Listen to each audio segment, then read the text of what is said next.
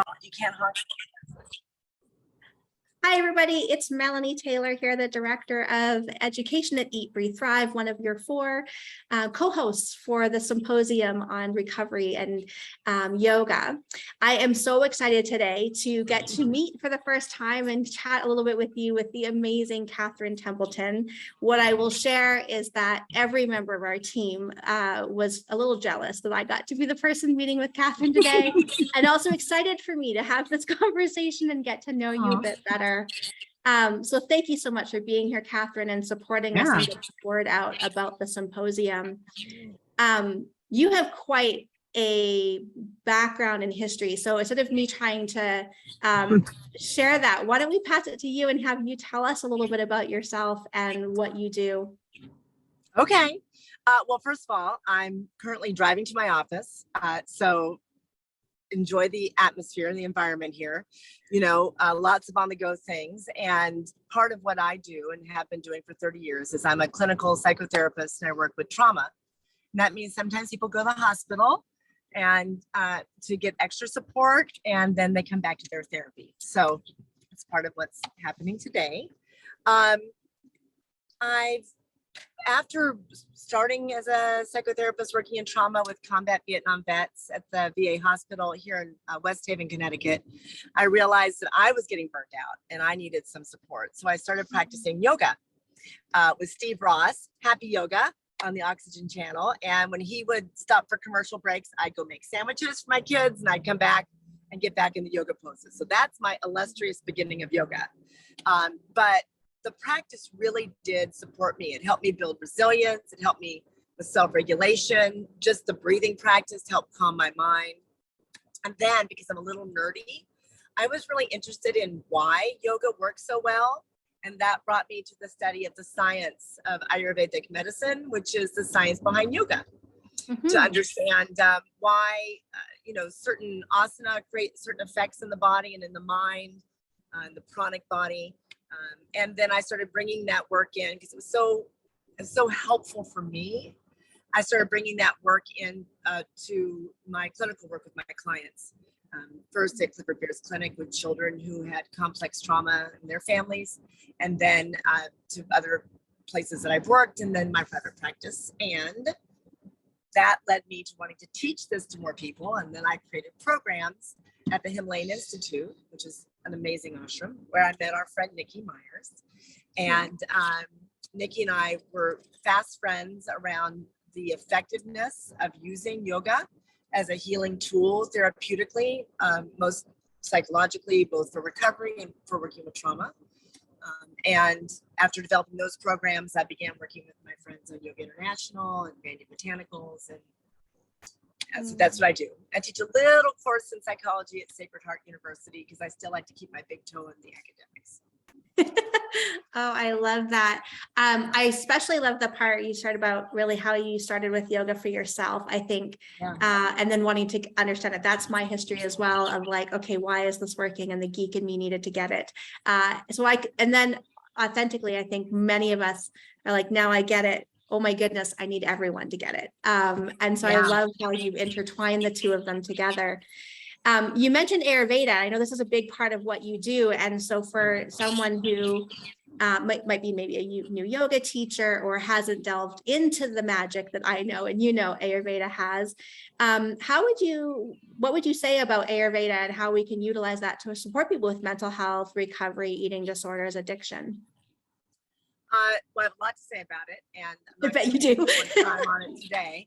I teach a course called the 3 Wisdom Traditions, which is actually a wellness coaching program using yoga, asana, pranayama, meditation, a little Kriya work with Ayurveda, with the daily routine, which builds self-regulation, which is so important for any of us, either in recovery or trauma, alive in the world. Really, it's just important to build self-regulation. And then we build resiliency using yoga and Ayurveda, and adaptability. Specifically, we can't have adaptability without self-regulation and resiliency, right? Then we're just sort of free-floating everywhere. So Ayurveda to me is I call it a wraparound practice. It allows my clients and myself to have something we can anchor to every morning and every evening and then with seasonal changes and with changes that may occur due to the aging process. So I find it sort of the hub for me. Yoga being what supports my work with spirituality and psychology, which is how Ayurveda understands the mind. And then working with clinical psychology with the thinking mind, right? The rational mind, which, so many good therapies now are available, which we didn't have even when I was in graduate school, like 35 years ago. So, yeah. We were having a similar conversation with my history this morning. So I do, I think we've come so far, and it's one of the reasons why I'm so excited about the symposium is this opportunity to start to recognize what we might not know is out there and being able to continue to integrate those. Thank you for sharing that. I think that probably inspired a few people and probably hopefully they'll connect with you to learn a bit more about your training. So I know you're coming as a incredibly busy woman. I know you are, that you'll be able to come to some of the symposium, and I'm curious to hear what speaker you're really wanting to see. Well, I'm interested in Jill, her work in neuroscience, and I always find that neuroscience for me, again, when I was in graduate school, we didn't have that great of an opportunity to really delve into it. It wasn't such a well-organized field of study as it is now. It was certainly there, but wasn't as well organized. And so really learning about, this is one of the things that I'm always interested in, is the sort of connection, the hub between the pranic body, neural pathways, and samskaras. So I find that really fascinating. I'm interested in epigenetics. I think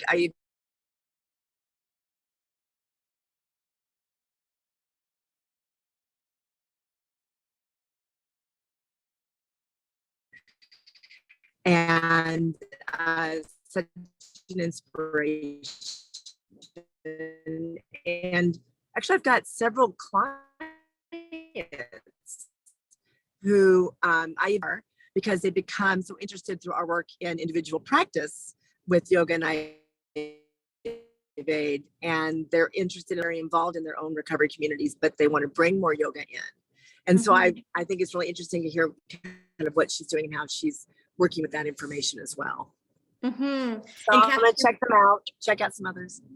Yeah, no, I am very excited for Jill's talk as well. I've been diving into her book over the last week or so to prepare myself to really hear what she's saying. You broke up a little bit, just your connection there. So I want to make sure we captured that, that sense of, bringing in this understanding of the brain and the neurology of things that we can intertwine in the work that we do with yoga and supporting people in what their mind is up to and what they're doing.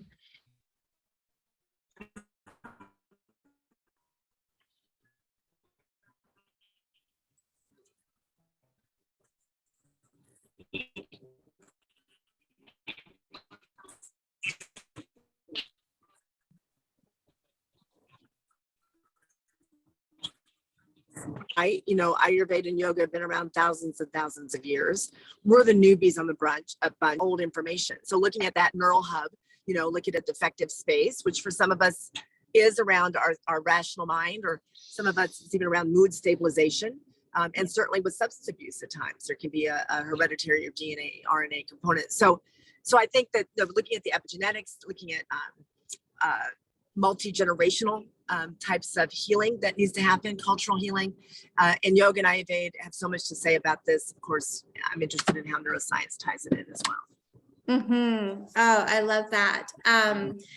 Yeah, I think it's probably the talk I'm the most excited to hear as well. So I'd love to give you an opportunity to share. I know you talked a little bit about some of your courses, but let's just give you a minute to plug all things Kathryn, all things that you're up to, what's coming up for you. Totally on the spot, but. And maybe it's there as someone that, we're going to have so many people at the symposium that are somewhere on their journey with yoga as a teacher, as somebody who supports. So if what's there for you is the advice you'd have or how you can support that journey, I know you're a wonderful teacher, and I've sort of rambled there a moment to give you an opportunity to settle in and think about what you want to share. But let's hear a little bit about what advice you'd have or what support you'd like to give to those teachers who are in that process of learning. I think, well, I appreciate that. Let's see, the top of mind I can give you. There's going to be, COVID shifted everything for me as it did for so many of us, right? So I used to travel and teach at clinics and studios. A program I organized called the Ayurvedic Yoga Specialist Program, and it was primarily intended to be for yoga teachers and yoga practitioners who want to understand the science behind why certain asana, certain foods, certain pranayama have an effect, and how to create a practice that will support them through the ebb and flow of their lives, and also support their clients and their students. So that's something now that's on yoga, and it's going to be moving.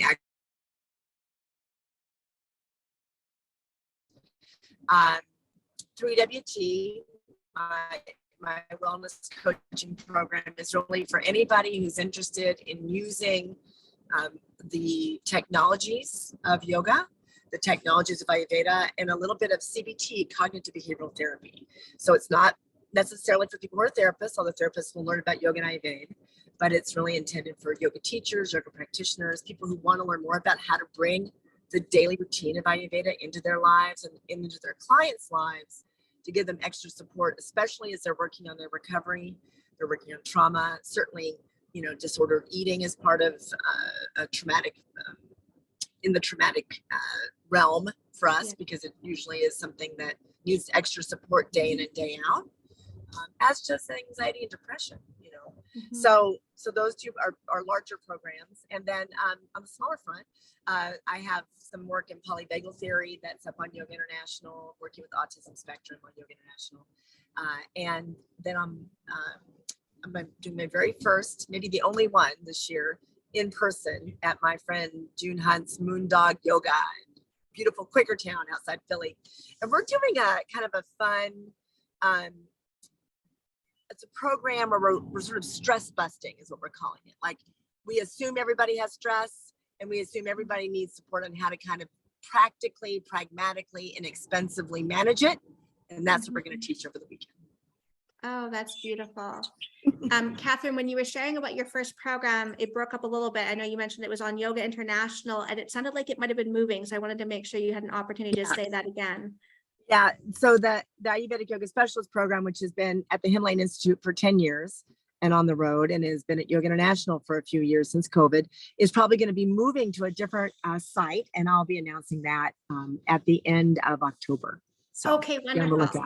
Yeah. Wonderful. So we'll make sure that we connect when we share the video, that how you can find Kathryn, how you follow her, and how you connect with her. We'll make sure that's together with the video. Oh, that's so sweet. Thank you. Oh, it's such a pleasure. And thank you for being an incredible partner and helping us get the word out about the symposium. So I want to plug that a little bit. So the symposium on yoga and recovery, focusing on eating disorders and addiction, is September 23rd to 25th. You can get your tickets at givebackyoga.org. And again, thank you very much, first off, for reaching out to me to help to support this, get the word out. I can tell by listening to you how dear it is to your heart that this work is available. Thank you for being part of this work and supporting people. I went through PTSD and trauma myself, so I have a special heart for anyone that helps that type of recovery. And on behalf of the Give Back Yoga Foundation, Eat, Breathe, Thrive, Yoga, the 12 Steps Recovery, and the International Association of Yoga Therapists, I cannot thank you enough for being part of this together. Well, thanks for including me. It's great work. And believe me, all of us need to do more and more of it, because everybody needs support. I could not agree more. What a wonderful way to end. Thank you so much. I will end recording now. Thank you. Thank you. Thanks for the adventure of talking to me while we drive around, getting back to the office. We're almost there. Wonderful. Yeah. Great.